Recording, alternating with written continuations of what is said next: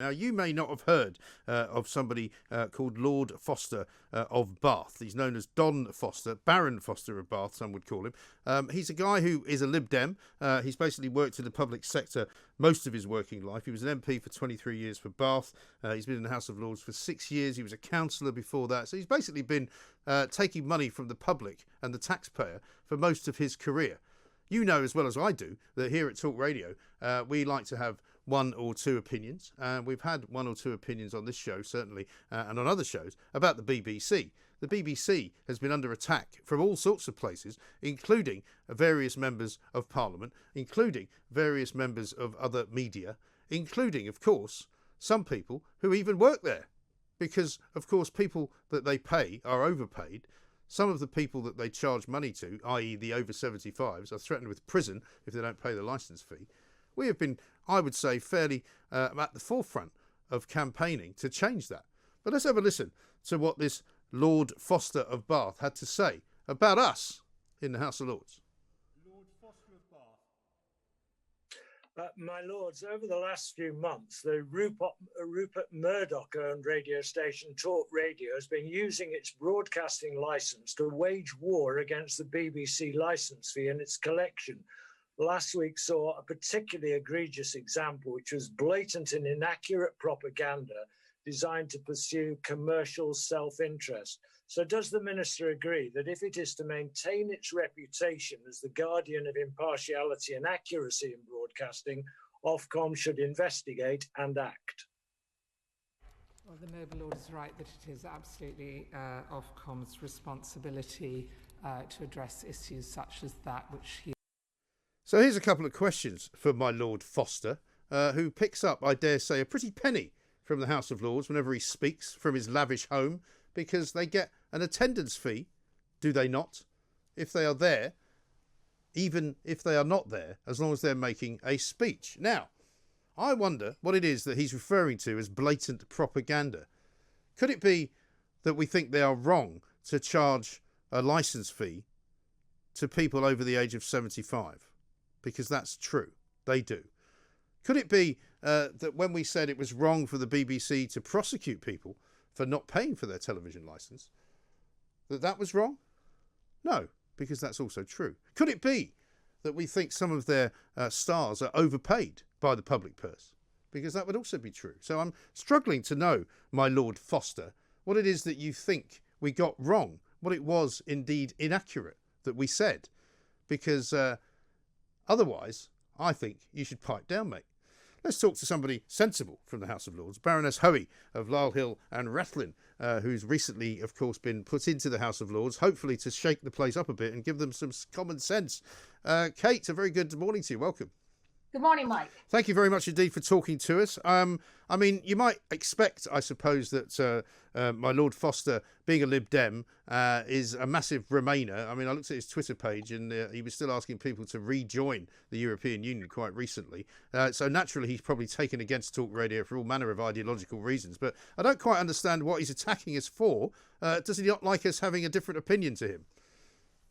Well, it was my question originally yesterday that actually got this little 10-minute debate on decriminalising the licence fee, because I had asked why was the government not going ahead with this, because during the election, many of the cabinet ministers went round promising that they would decriminalise. And I was quite shocked actually by Lord Foster's, he was one of the follow-up questions. Colin Moynihan, the former sports minister, he supported me. But other than that, the other six lords who all spoke were all very, very against decriminalising. But I think he was particularly ridiculous because he was actually attacking a programme for having a debate on the issue. And it's almost as if he wanted to not have that debate. And of course, we know that if there is a debate, a real debate in the country, most people would agree with us, because, you know, it is just shocking, as I said yesterday, that there are people, Capita, this company that seems to get all the government contracts, Capita go round and they really do harass people. They bully them, particularly elderly people now who've discovered that they have to pay a licence fee. And it's all right for the minister to say, as she did say, oh, well, not many people actually go to prison. Yes. It's the threat of prison and that kind of terrible stress that's put on people that then makes them actually end up paying. So I was really shocked by it and his attack. But, I would say, Mike, when people start attacking you personally like that and attacking a program and indeed a whole radio station, it clearly you're doing something right. No, I think that's true, and it's amazing how much attacking is going on out there at the moment against us, because we are cutting through on an awful lot of issues. But I wonder which particular interview he's referring to. I'm hoping it's the one that I did with Mark Dolan, in which we talked very much about the decriminalisation. We talked as though because they said, we've only locked up 5 people in the last 2 years for non-payment of the BBC licence fee. And I'm like, well, what do you mean you've only locked up 5 people? For what offence exactly? For not paying for a television licence? It's ludicrous and ridiculous. And also, I'd love to know, if you get the opportunity to ask him in the tea room next time you see him, what it is that he thinks was inaccurate about anything that we said, because we get this level that is all the time that we come out with stuff which isn't true. That's precisely what we do not do here. Yes, well, of course, that's always the way the BBC themselves answer it. They always try to imply that, we didn't ask the right people. They imply that they did a consultation that showed that people were actually quite happy with the licence fee. They don't tell us who they actually consulted. And we know there was a lot of campaign groups got involved in that consultation. But also, the serious nature of this really is that I think what they're concerned about is if it's decriminalised, then it actually opens up the debate even more about why we're paying a licence fee in the first place. And what I said yesterday was that I felt even paying the licence fee these days for a BBC that older people are beginning to go off and younger people haven't really turned on to, when people actually want to be able to get lots of other channels, why should they have to pay to be able to get a television, to get Netflix or watch Sky and pay for Sky? And I do think that they're concerned that decriminalising it will be the beginning, really, of the end of the licence fee. But I think that's going to come anyway. It's just a question of time and working out an alternative.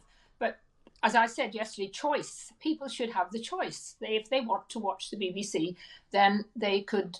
They need to have that choice, but they shouldn't make everyone else pay for it who don't want to watch. Well, no, exactly. I mean, it's the only tax, is it not, that is enforced upon absolutely everyone in the land, and you have to pay it. There is no choice about it. There is no exceptions.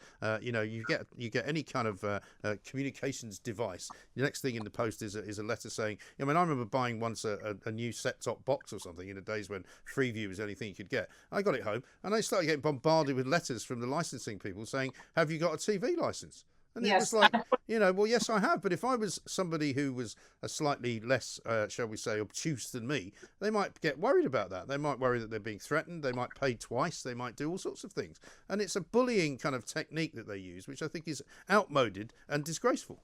Yes, and Capita are being paid a huge amount of money to do this. And of course, the BBC say, well, if we weren't getting the licence fee, we wouldn't be able to do this and that. Perhaps the BBC is trying to do too much these days and trying to get, instead of going back to what it's, I watched the BBC News last night, and quite honestly, it was something like 6:20 before there was any news other than just a whole 20 minutes on COVID. Yeah. But I think the mood is changing in the country, and but unfortunately, it seems to be the same people, and certainly it was yesterday, the same people in the Lords who, as you said, were very, very much about remaining in the EU, who can't bear the fact that other people might have a different opinion, who actually were criticising those of us who wanted to decriminalise, as if it was almost a kind of London-centric, sort of trendy kind of thing to support the BBC. Whereas if you didn't do that, you were some kind of, outrageous person who actually... Ignorant, sort of racist right-winger. Well, how about this other thing that you picked up on? I tweeted this out as well yesterday. A piece from BBC News in Northern Ireland where they're investigating the breach of a COVID-19 regulation at the funeral of someone who was in the IRA. But they refer to them as an IRA veteran, which is a rather unusual description, I would have thought. It was actually a very shocking report that they had called that person a veteran. And I think what upset a lot of people was, there have been terrorists on all sides. But, it's very interesting when the BBC refer to anyone from the sort of pro-union side who's been involved in the past, they will call them terrorists, but they won't. They seem to have a very easygoing attitude to the IRA, and I think it shocked a lot of people and has upset people. And the BBC has to try and show that it's impartial, but more and more you just feel that the journalists, not just on that issue, but on lots of other issues, have their own agendas. Yes, there's no question. And I don't mind if they're honest, but when they're meant to be a public service, it's very different for something like talkRADIO or for other radio stations who are not getting public money to be able to do things the way they want to. But the BBC has to always remember we are paying for it. Yes, exactly right. And also the place is run so inefficiently. You would think it was an outreach service of the government, because they don't seem to be able to fire anyone. I mean, that guy Ken Macquarie was somebody I used as an example, who was head of regions for the BBC, and they suddenly decided that he was going to retire. But instead of retiring him from his £325,000 a year job, they gave him another job in which he's now overseeing diversity in the news programming for, guess what? The same salary, 325 grand. I mean, I've never seen anything like it. Yes, and they've appointed people who, to actually look at impartiality, who've worked for the BBC all their lives, and obviously they're going to be, they're going to have some bias towards the BBC and protecting it. So I just think it's important that the public start to speak out as they've been doing, that they look at the Defund the BBC website, which gives a lot of information, and some things that even I was shocked with when you discover that this happened. And let's have that debate, and let's sort of not think that forever and ever we're going to have to pay a license fee, that it can change. Modern technology is so different now, and as I said, young people just are not watching mainstream. And of course, everyone has the right to not pay their license if they only watch on demand. In other words, if you don't watch live. But the idea that you have to pay the BBC £157 to say just to watch, to then pay extra to get Sky if you never watch BBC. Yeah. Ridiculous. I'm someone who hasn't got a television, and I had 2 cases like this in my constituency when I was an MP. 2 people who genuinely did not have a television. They were harassed and harassed and harassed because the license fee people just would not believe. Just wouldn't believe them, yeah. Have television. I know. It is extraordinary. And as I say, people don't know exactly what all the rules are. They are worried, and if they get a threatening letter, they get nervous. And many people aren't like you and I, Baroness Hoey, capable of standing up to these nutters. So we shall do what we can to help them. Thank you very much indeed. Particularly at the moment with the pandemic. Yeah, exactly. Shall I give Lord Foster your best wishes? Please do, and tell him I want to have him on the show because I want him to go through point by point all the inaccuracies that he alleges we made. I'll tell him that if I see him. Excellent. Thank you very much indeed. Baroness Hoey there, who is, of course, the sensible arm of the House of Lords. My Lord Foster, not so much. This is talkRADIO.